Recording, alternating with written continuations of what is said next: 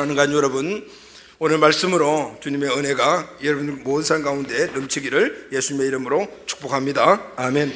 오늘은 사도행전의 말씀을 통해 예수님의 이름이라는, 예수의 이름이라는 제목으로 함께 말씀을 나누고자 합니다.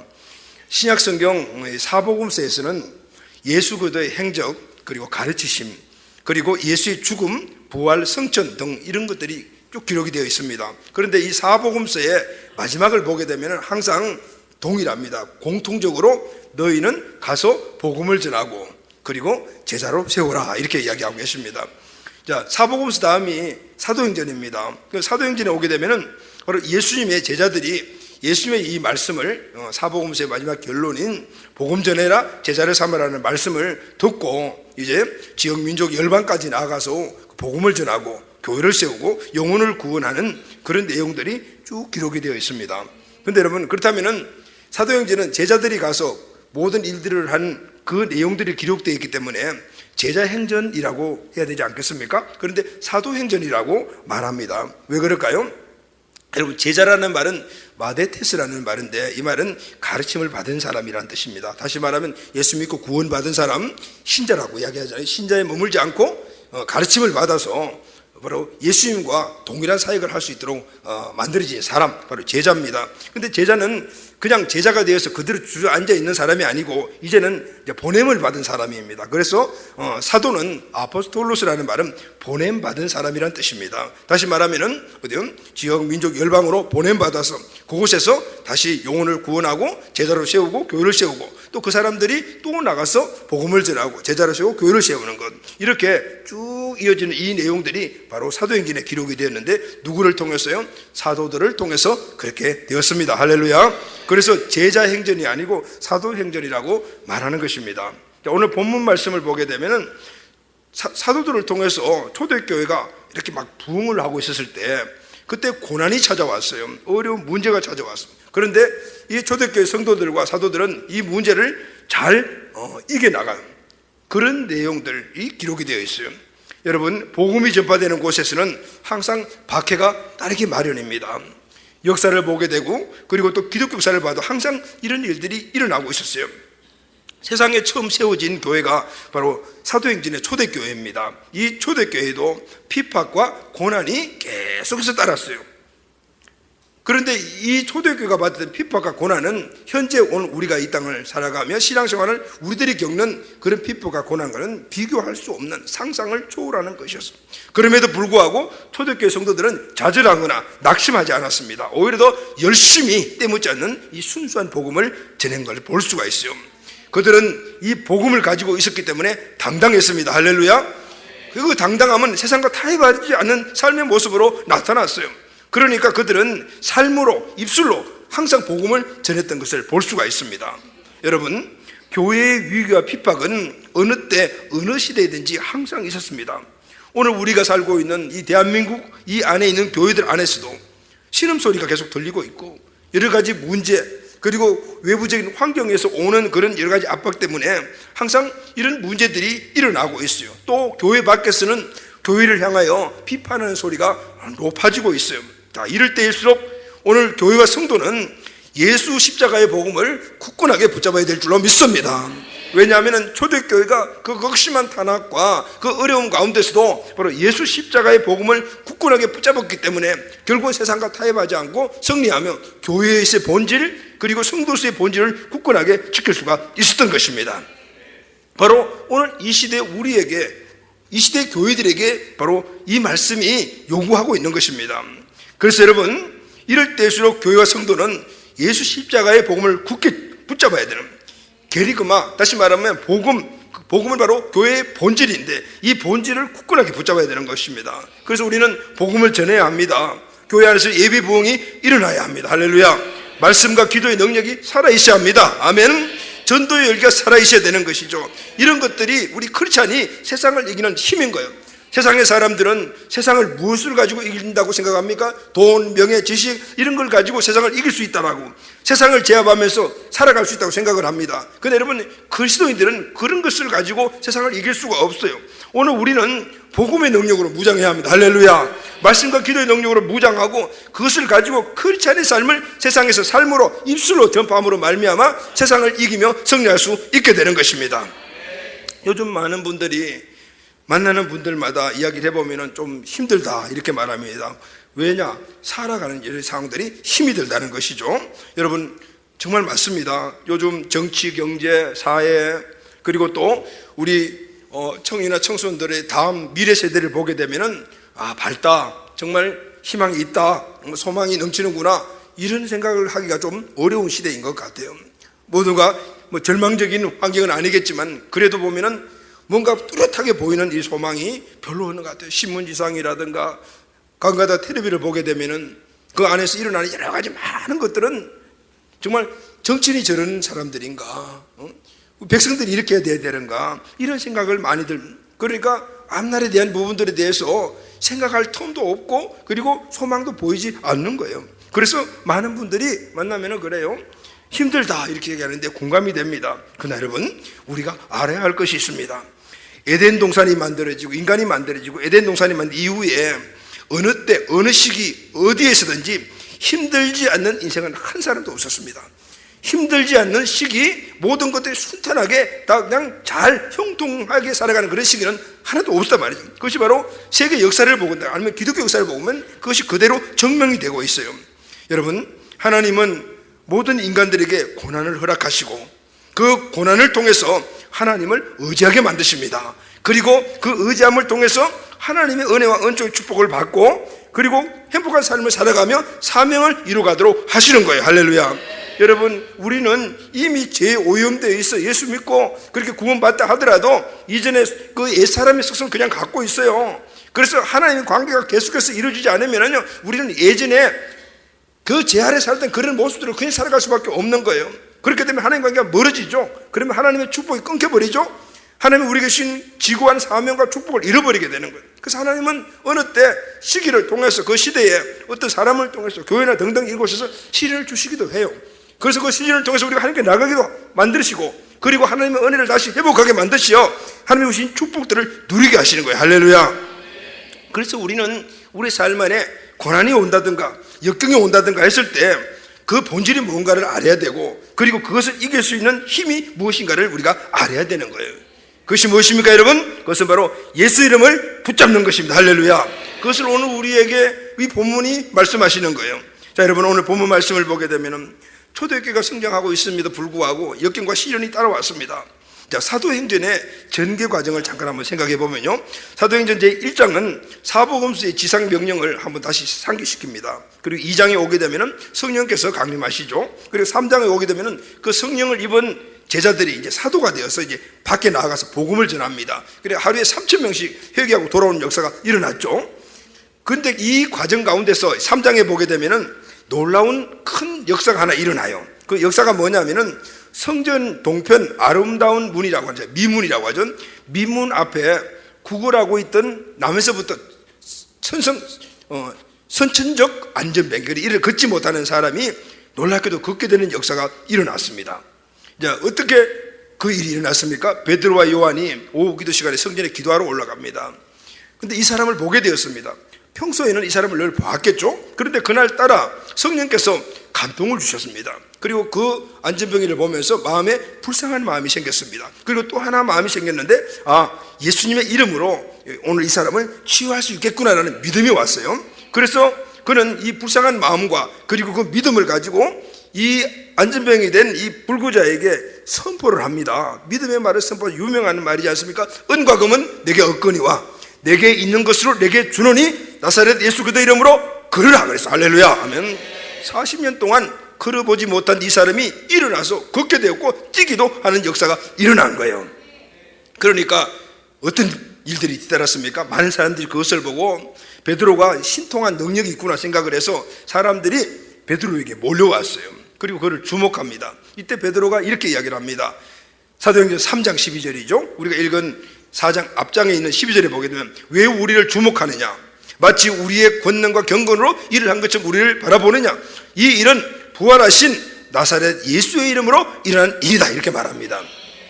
여러분, 오늘 이 말씀을 잘 분석을 해보게 되면 베드로와 요한은 이 일, 지금 안전병에 일어난 이 일을 기회로 삼고, 기회로 붙잡았어요. 무슨 기회로 붙잡냐면 지금 예수를 증거할 수 있는 절호의 기회다 생각을 하고 이 일을 통해서 모인 사람들에게 복음을 전하고 있는 거예요. 예수님을 증거하고 있는 거예요.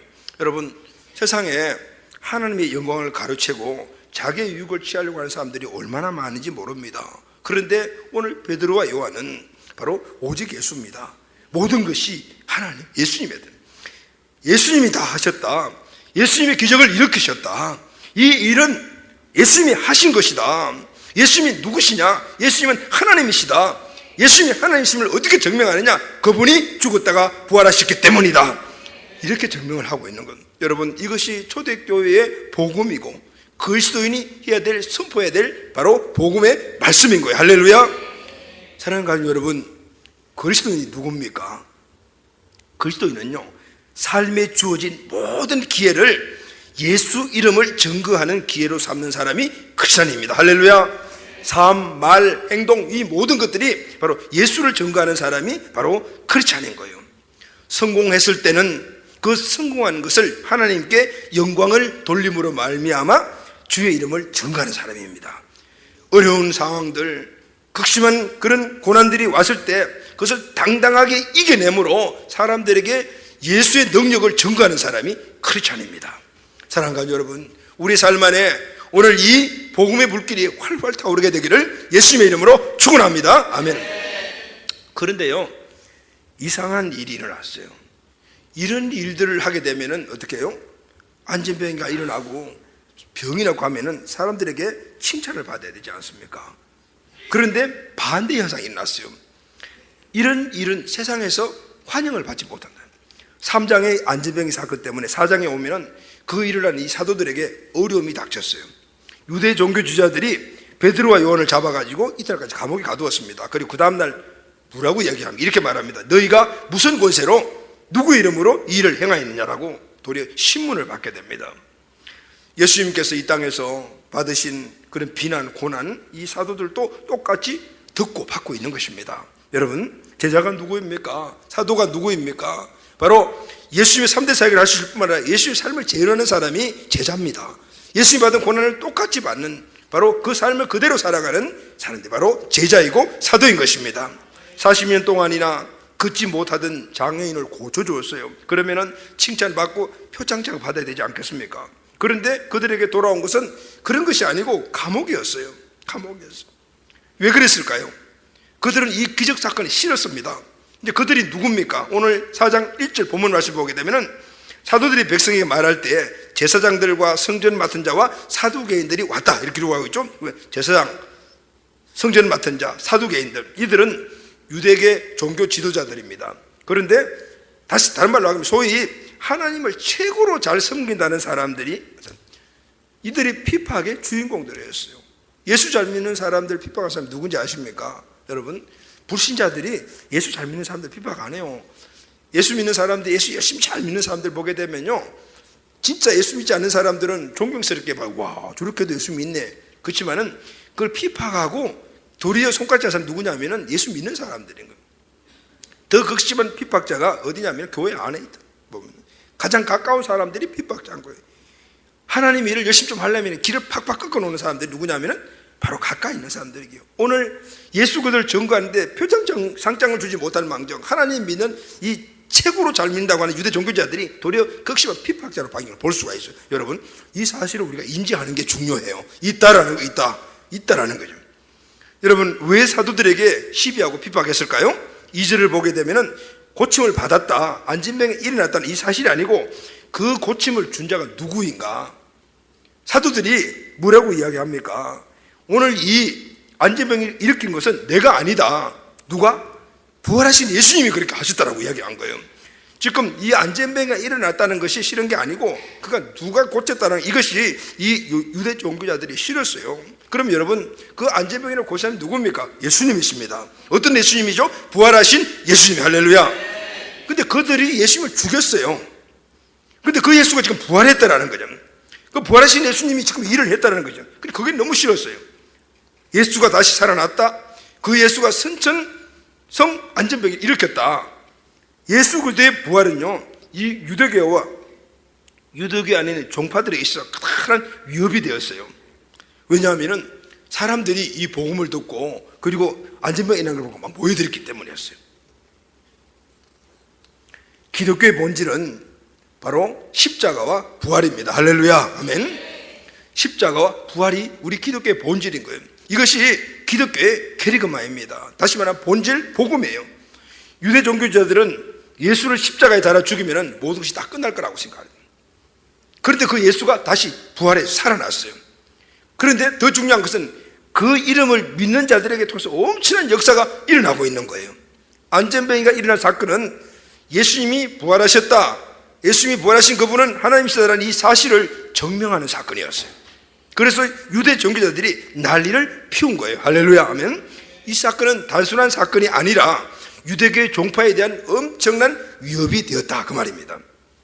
이후에도 예수의 이름 하나만으로 죽은 자가 살아나고 병자가 고침을 받는 역사가 제자들을 통해서 계속해서 일어났습니다. 이 일이 제사장의 무리는 물론 부활을 믿지 않던 사두개인들에게 있어서 종파 생존에 엄청난 위협이 되어버렸어요. 지금까지 유대교는 거지를 만나면 동전을 한 푼 던져주는 그런 종교였다. 자선하는 종교에 지나죠. 그런데 기독교는 예수 이름으로 병든 자들이 일어나고 인생의 문제를 해결하고 인생이 바뀌어지는 구원하는 종교가 되었던 거예요. 종교적인 권위가 유대교에서 기독교로 옮겨지기 시작을 했어요. 이제 기독교 교회와 사도들만이 인정을 받게 되었습니다. 기독교가 역사의 무대 중심에 서는 종교가 되었다 그 말입니다. 그 터닝 포인트 사건이 바로 안전병이가 일어나는 사건이었어요. 할렐루야 하면 본문 3절을 보면요, 이 사건 때문에 베드로와 요한 사도가 감옥에 갇힙니다. 그런 가운데서도 교회는요 희한하게 흥황을 해요. 지도자가 감옥에 갇혔잖아요. 그러면은 어떻게 해야 되겠어요? 교회는 더욱더 침체해야 되는데 반대 현상이 일어났어요. 3절에 보면은 이 지도자들이 감옥에 갇혔잖아요. 근데 4절에 보면은 어떤 말씀이 기록되어 있습니까?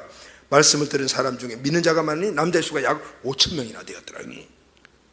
이전에 감옥에 들어가기 전에 베드로 요한이 복음을 전했던 말씀을 전했어요. 근데 그들이 붙잡혀 감옥에 들어갔어요. 감옥에 들어가 있음에도 불구하고 그 사도들의 말씀을 들은 자들이 교회 와서 예수를 믿게 됐는데 남자만 5천 명이더라고요. 5천 명. 놀라운 역사가 일어난 거예요. 여러분, 마귀는 복음 전파로 하나님 나라가 확장되는 것을 무지무지하게 싫어합니다. 그러나 하나님의 나라는 게리그마, 본질, 복음을 생명 걸고 지키는 자를 통해서 제한받지 않고 확장되어 갑니다. 할렐루야 하면 마귀는 교회가 부흥되는 것을 싫어합니다. 크리스천들이 능력 있는 삶으로 삶의 현장에서 삶으로 복음 전하는 걸 싫어합니다. 교회가 세워지는 건 더 싫어합니다. 그래서 핍박과 고난을 계속해서 가져다 줍니다. 초대교회는 이 고난을 이겼어요. 왜냐하면 오늘 이 고난은 바로 마귀가 하나님 나라가 확장되고 교회가 세워지는 걸 싫어하는 것을 알았기 때문에 그것을 이겨 나갔던 거예요. 초대교회 성도들도 핍박과 고난을 이겨 나갔듯이 오늘 이 시대를 살아가는 우리들에게도 이 정신이 있어야 되는 거예요. 물론 이 시대는 초대교회와 같이 물리적인 압박이나 핍박은 없습니다. 그러나 지금 온 세상을 지배하는 마귀, 그 세상 왕이 만들어놓은 문화, 관습, 교육체계, 이념 이런 등등들이 오늘 우리를 신앙생활을 할 때 많은 것을 내려놓게 만들고 꺼내야 되는데 이것이 얼마나 큰 고통인지 몰라요. 세상적인 가치를 내려놔야 되고 이것이 오늘 우리에게 주는 이 시대의 핍박이라. 여러분, 오늘 이 사실을, 그 영적 배우가 있던 사실을 알고 오늘 초대교회 성도들 같이 단호하게 그것을 끊고 이겨나가야 돼요. 할렐루야. 이것이 오늘 교회를 세우고 성도가 성도답게 살아가며 하나님 주시는 은총과 은혜의 축복들을 누릴 수 있는 힘이라는 거예요. 오늘 이 시대도 교회가 든든히 세워지고 성도가 승리하며 복음으로 살아가는 것들을 마귀는 싫어한다. 그래서 우리는 초대교회 승리의 그 본질, 게리그마, 바로 예수의 복음, 그 복음으로 우리가 무장을 해야 되는 거예요. 그래야만이 하나님 주시는 은혜와 축복을 우리가 지킬 수가 있고 오늘 이 땅에서 하나님 우리에게 주신 사명과 축복을 지켜나갈 수가 있는 것입니다. 이 은혜가 있기를 바랍니다. 아멘. 그럼 조금 더 구체적으로 초대교회가 그 역경과 그리고 이겨나가면서 승리했던 삶의 힘이 뭘까요? 좀 구체적으로 이야기하면 바로 예수 그리스도, 조금 더 구체적으로 말하면 예수 그리스도의 이름입니다. 할렐루야. 아멘. 제사장들 가문이 이 안전병이 일어나는 사건들 때문에 다 모였는데요, 얼마나 심각하게 받아들이는지 때로 몰려왔다. 가문이 다 몰려왔다고. 가문이 얼마나 심각하게 받아들이냐는 걸 알 수가 있잖아요. 너희가 무슨 권세와 누구의 이름으로 이 일을 했냐라고 따져 묻습니다. 8절을 보면은 베드로가 성경에 쭉 하나에서 대답하죠. 9절에 이렇게 말합니다. 너희들 그 사실을 알고 싶으니 이렇게 담대하죠. 여러분, 완전한 복음을 누리는 사람들은요, 세상에 어디에서도 담대합니다. 할렐루야. 지금 베드로와 요한이 서 있는 곳이 어디입니까?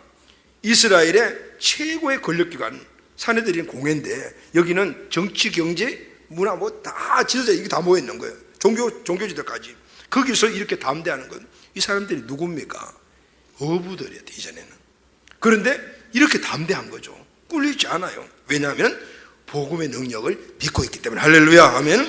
그래서 이렇게 말합니다. 9절에 보면은 너희들 그 사실 알고 싶으냐? 10절에 보면은 너희와 모든 이스라엘 백성들은 알라. 너희가 십자가에 못 박고 하나님 죽은 자 가운데 살리신 나사렛 예수 그리스도의 이름으로 이 사람이 건강하게 되어 너희 앞에 섰느니라. 이렇게 말합니다.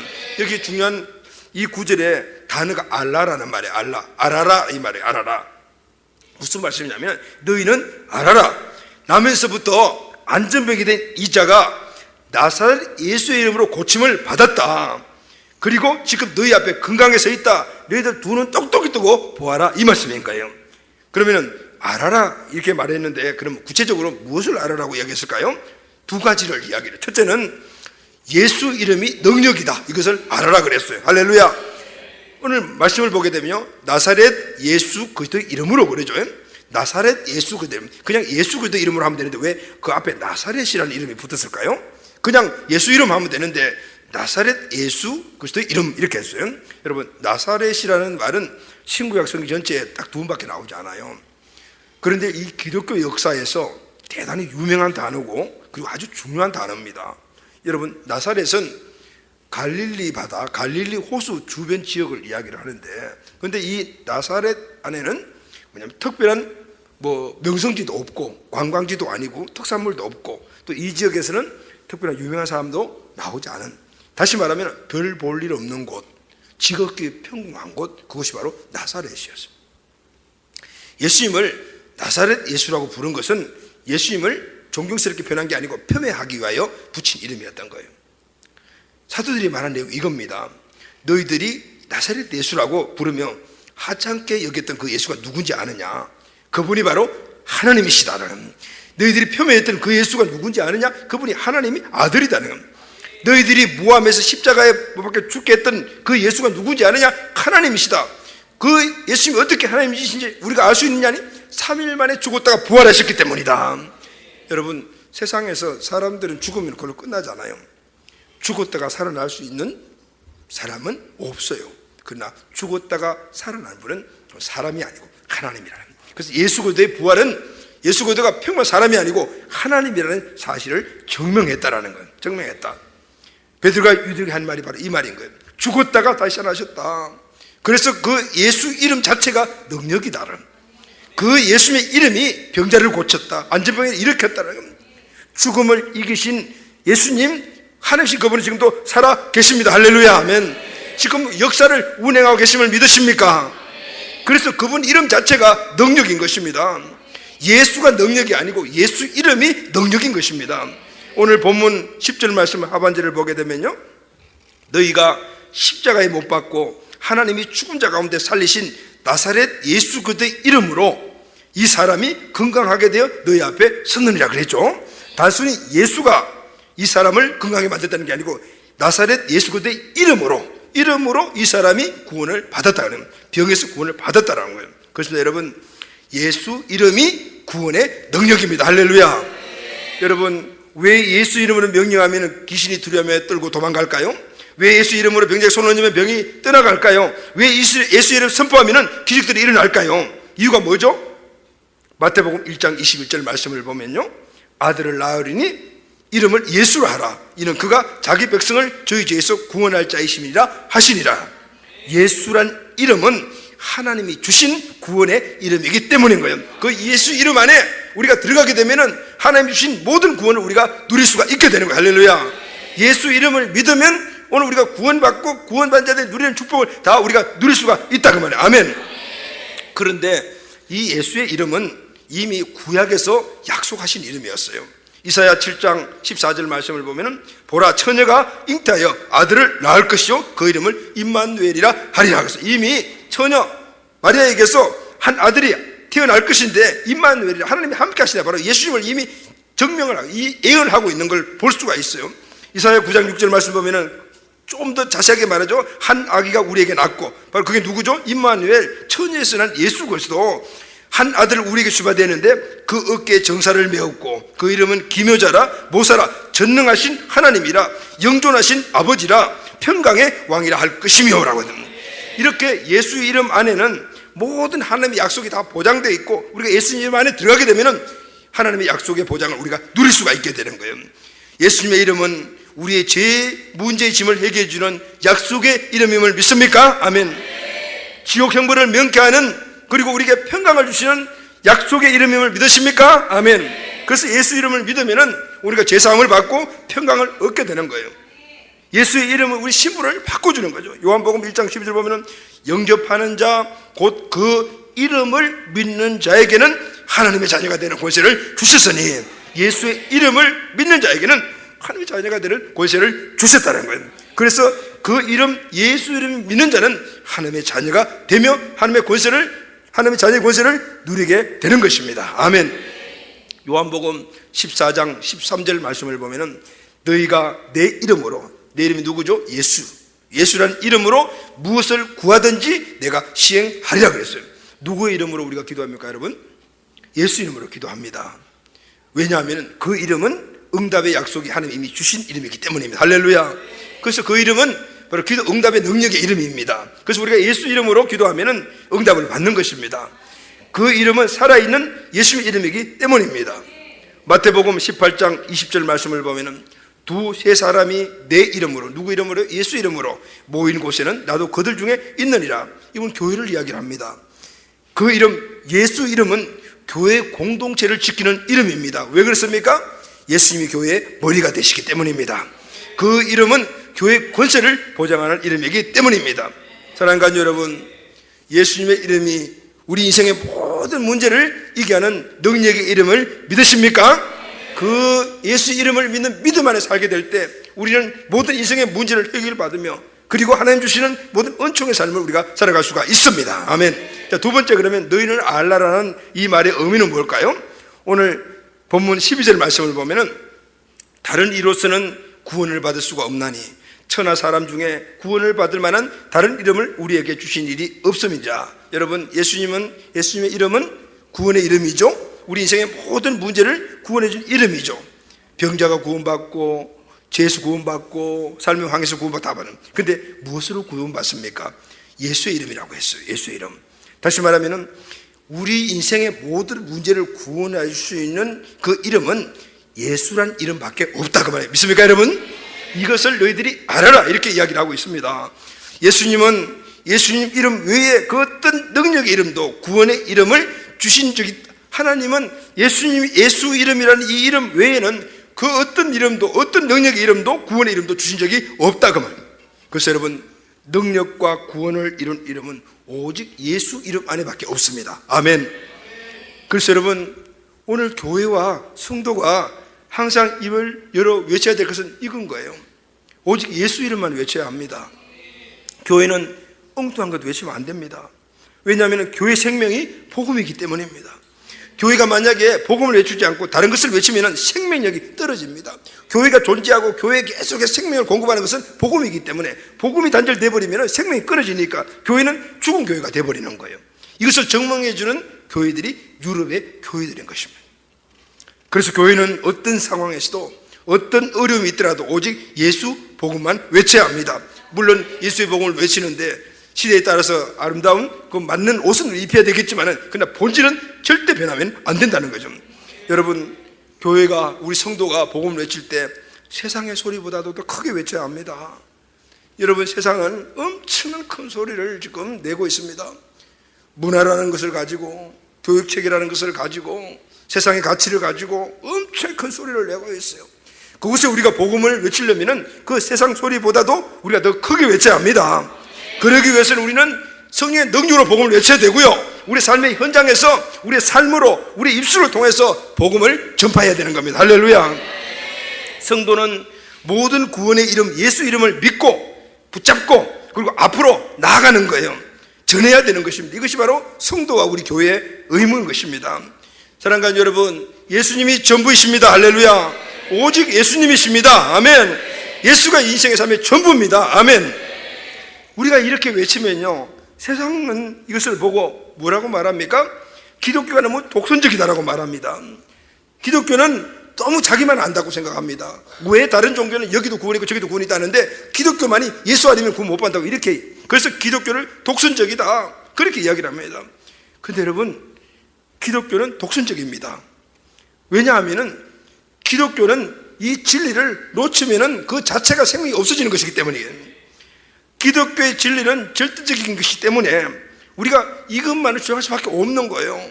예수 이름 외에 다른 이름을, 구원받을 이름을 주신 적이 없다라고 성경이 말씀하셨기 때문입니다. 여러분, 진리는 두 개가 될 수가 없습니다. 진리는 하나입니다.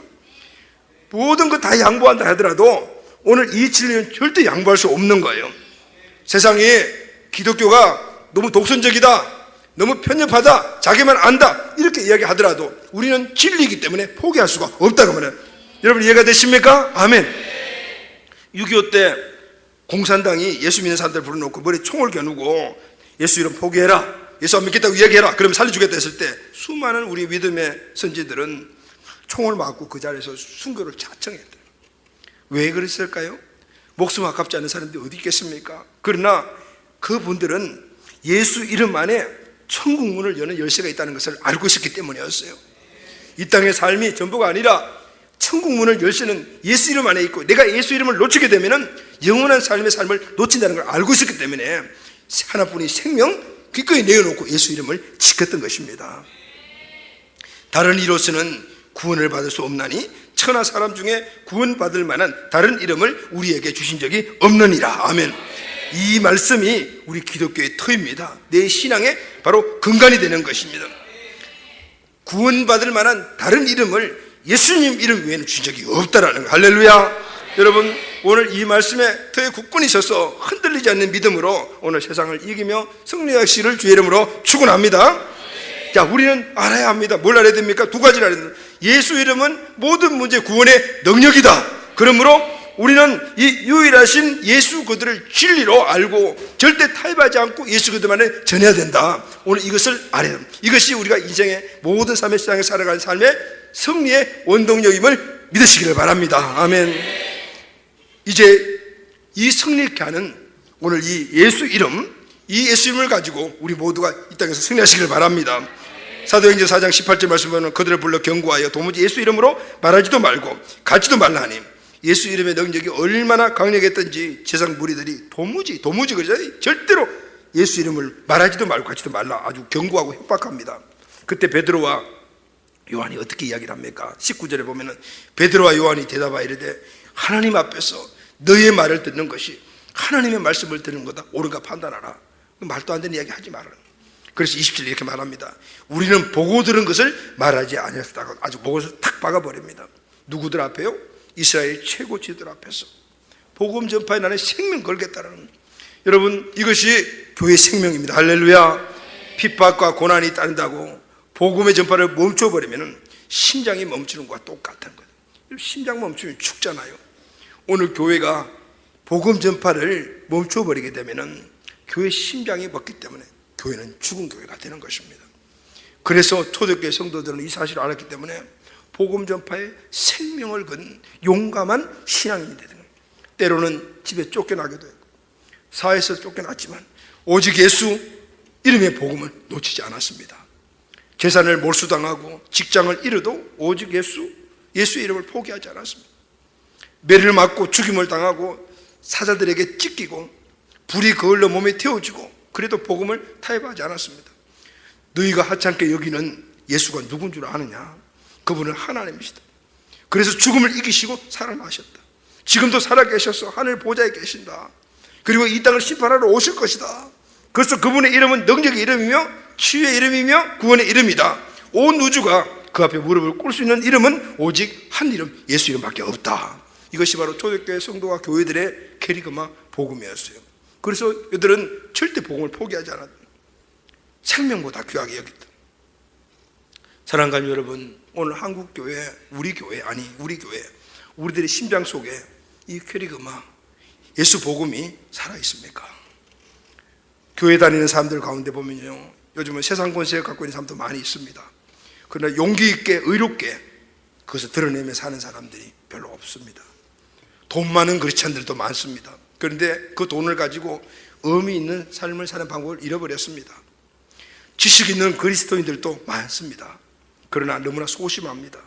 목숨을 지키는 지혜는 있지만 나를 버리고 그리스도 복음 앞에 굴복하고 그 복음을 위해 살아가는 데는 인색하게 살아가는 사람들이 얼마나 많은지 모릅니다. 그러나 여러분, 초대교회 예수 믿는 성도들은 모두 한결같았습니다. 지고화를 막론하고 많이 갖고 적게 갖고 막론하고 남녀노소를 막론하고 한결같았어요. 예수가 나를 위해 죽으셨다는 예수가 나를 위해 죽으셨는데 나도 예수에서 죽는 것이 무엇이 대단한 일인가를, 예수가 나를 위해 생명을 내어놓으셨는데 내가 갖고 있는 걸 못 내놓을 것이 무엇이 있겠는가?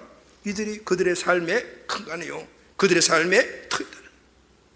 그래서 예수 위해서라면은, 복음을 위해서라면은 목숨을 기꺼이 내려놓았던 거예요. 그래서 순교를 영광으로 알았던 것입니다.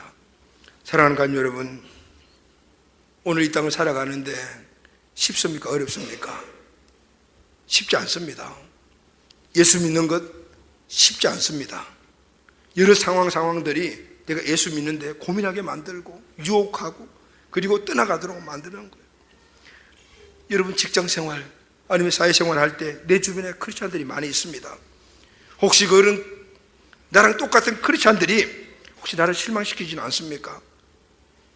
그래서 시험 들고 이렇게 예수 믿어야 되나 이렇게 생각하시는 분들 계십니까? 놔두고 오직 예수님만 바라보시길 바랍니다. 아멘.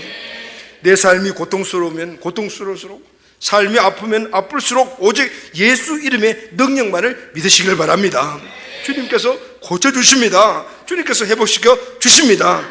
내 믿음이 약해져 가고 있습니까? 오직 예수 이름의 권세를 붙드시기를 바랍니다. 내 삶의 환경이 흔들립니까? 삶의 터전이 흔들거리고 있습니까? 다른 것 붙잡지 말고 예수 이름의 능력, 모든 문제 구원하는 그 예수 이름의 능력을 꽉 붙잡으시기를 주의 이름으로 축원합니다. 삶이 어렵고 고난의 시기에는 더더욱 예수님을 붙잡아야 하는 거예요. 왜냐하면 예수 이름만이 유일한 모든 문제 구원의 능력이기 때문입니다. 여러분, 이 사실이 우리 모두에게 믿음이 되기를 주의 이름으로 축원합니다.